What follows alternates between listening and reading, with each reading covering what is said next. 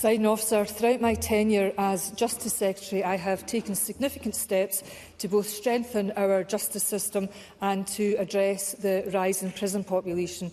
I have also proactively kept Parliament up to date on this critical issue and any proposals and measures we are taking, alongside clear explanation as to why I believe these were necessary. In November 2024, this Parliament agreed to modify the release point for certain short-term prisoners so that they are released after serving 40% of their sentence rather than 50% of their sentence. This change is projected to result in an approximate 5% sustained reduction across the sentenced population of short-term prisoners, compared to if no change had been made. The Scottish Prison Service has further optimised capacity in the existing estate to create 400 additional spaces compared with 2024. We have also increased SBS capital funding to £355 million this year, with £458.5 million allocated next year to support construction of 2 new prisons. HMP Highland, due for completion in late 2026, will provide 107 additional places, while HMP Glasgow, expected in 2028, will add 357 places. We have also significantly increased investment in community justice, bringing the total funding for this year to £159 million. And this investment enabled expansion of the availability and the use of alternatives to custody. In 2024-25, 1,500 bail supervision cases were commenced, the highest in 10 years. Electronically monitored bail also remains high, with 1,470 cases recorded over the year. Use of community payback orders has grown too, with 16,500 CPOs commenced in 2024-25, a 9% increase in 2023-24, and the 5th highest total in a decade. In November 2025, Parliament approved a further emergency release of certain short-term prisoners. This measure included important safeguards to protect the public and victims, and we have worked in close partnership with the NHS, local authorities and the third sector to provide additional support upon release to facilitate successful reintegration into communities. We have completed 4 tranches of emergency early release, with 415 prisoners released to date, which is lower than expected. There are further 3 tranches planned until April, which are estimated to result in a further 100 to 200 prisoners being released. The action taken by this Government has been necessary to ensure the safe running of our prison estate for those in prison and, importantly, also for our hard-working staff. All these measures couldn't have been successfully implemented without the hard work of the Scottish Prison Service staff, Justice Social Work Services and a range of other partners, and I would like to take this opportunity to thank them for their dedication and commitment. Presiding Officer, despite the best efforts of this Government and our delivery partners, the prison population remains stubbornly high, and the current trajectory indicates that this upward trend will continue. Today, the prison population is sitting at 8,301. As of 27th January, 8 prisons are showing red risk status and 15 are being close to or over their assessed capacity tolerance. The continued rise in the prison population reflects the action we have taken to strengthen the justice system. For example, the number of homicide victims in 2024-25 was the lowest since comparable records began in 1976, and recorded crime rates remain among the lowest in more than 50 years. However, at the same time, we are seeing more convictions for serious and organised crime, as well as for recent and historical sexual offences. This is testament to the work of Police Scotland and our courts, which also reflects a confidence in reporting sexual offences, knowing that this will be taken seriously. Sentencing patterns have also changed, with considerably more people being sentenced for longer.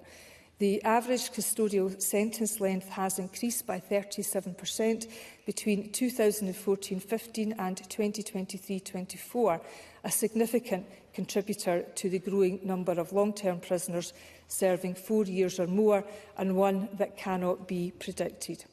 Presiding Officer, this means that, as well as having an increased and increasing prison population, the composition of our prison population has also changed considerably, and together this creates significant risks for those who work and live in our prisons. These risks cannot be underestimated, and the projections are clear. The emergency release provides only a temporary relief and therefore will not reduce prison population pressures to a safe and sustainable level on its own, and further action is therefore required. Presiding Officer, that is why, alongside our work to prevent crime, expand prison capacity, reduce reoffending and strengthen alternatives to custody, which I am clear must all continue, I believe that additional changes to the automatic release point for certain short-term prisoners are now necessary to deliver a further sustained reduction in the prison population. Following careful consideration of the options available to me, I would therefore like to notify the Parliament of my intention to carry out a short consultation with relevant partners on this issue, with the aim of laying secondary legislation next week for Parliament's approval. This is necessary to meet standing orders on SSIs and ensure that the regulations can be scrutinised ahead of Parliament's dissolution. This consultation will seek views on changing the automatic release point for certain short-term prisoners so that they serve 30% of their sentence in custody instead of 40%. This would not apply to those serving sentences for domestic abuse and sexual offences. Unlike with emergency early release, this change would deliver a reduction that would be sustained over time. Presiding Officer, protecting victims and public safety remains an absolute priority for this Government. Let me therefore stress that the proposed changes would not apply to those serving long-term custodial sentences over 4 years, or those serving sentences for domestic abuse and sexual offences. This recognises the particular concerns that can arise in relation to those offences and the considerable progress which has been made in recent years so that victims and survivors can have confidence in the justice system. Presiding Officer, let me make clear this is not a decision I have taken lightly. It remains crucial that those who pose the greatest risk of harm to the public are housed in prisons. However, it is also the case that there are too many people in our prisons, and like the rest of the UK, we remain an outlier amongst Western nations in this regard. Whilst this measure is required in the immediate term, we must look beyond that to a sustainable long-term position, which reduces reliance on custody and makes use of robust community alternatives. The Sentencing and Penal Policy Commission, which I established last year, is set to publish its recommendations in detail, and its recommendations will be published shortly, and I will return to Parliament following the publication. We know that community sentences are more effective in reducing reoffending than short-term prison sentences, which disrupt families and adversely affect employment opportunities and stable housing. Managed release processes are therefore an important and a recognised part of our justice system. They support meaningful rehabilitation and reintegration into society. Those leaving prison after a short-term sentence in Scotland are entitled to request through care support, which is provided through their local authority, a third sector organisation or the National Voluntary Service Upside. These services provide flexible and personalised support before, during and after release. They help prisoners access support to find somewhere to stay, find a job and healthcare. We have seen that this can support successful reintegration and contribute to reduced risk of reoffending.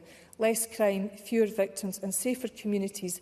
This is what we all want to see. Presiding Officer, to conclude, I believe that this action is necessary and that the proposed exclusions I outlined strike the right balance between recognising the concerns of victims and survivors while supporting a sustained reduction in the prison population, which is essential in enabling our prison estate to function safely and effectively. Thank you.